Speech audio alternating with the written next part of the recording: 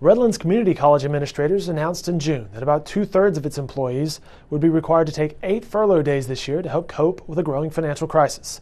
In addition, 4 full-time and 8 part-time employees were laid off. The Oklahoman's Randy Ellis reports Redlands President Larry DeVane and the institution's 5 vice presidents were given pay raises, ranging from 16.8% to 22% just 12 months earlier.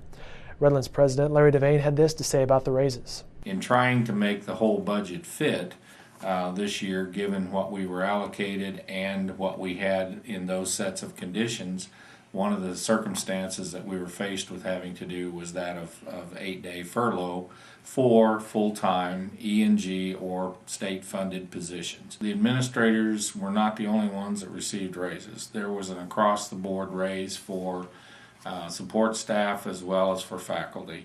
So that timing was a matter of the end of a cycle, if you will, of raises that we had looked at. Now, throughout our history, we've had periods where we weren't able to, so a number of these, both from the faculty categories, the support staff, as well as the professional and the administrative, were behind in some cases a percentage amount that the dollar bringing it up to the average caused it to be beyond the average for everyone else. Employees made more than $680,000 in Redlands debit card purchases last year, an increase of more than 137% over the previous year. Vice President for Finance and Campus Services says she doesn't believe the increasing use of debit cards contributed to the current financial bind.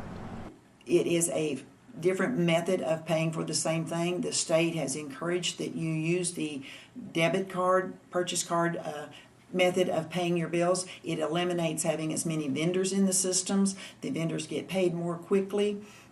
Particularly your small vendors, that's nice for them.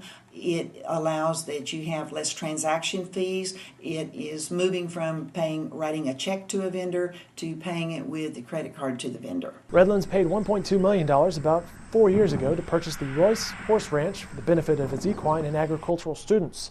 But some have questioned whether the cost of buying and maintaining the ranch is too high in a tight budget environment, since Redlands averages less than 30 equine students a semester. This is a case of where, again, given our geographic proximity to Oklahoma City and the tremendous amount of economic impact that the horse industry has, we are training people in the workforce side of that, along with being able to develop the producer capacity for the continuing and community education side, as well as enhancements in a variety of areas that people need that are in the everyday industry. So it's a project and work at this point in time, but we think, as we've seen with the effort that we've seen the results of at Darlington, will only enhance what we can do both instructionally and from a community service side, working with the overall equestrian and bovine industry.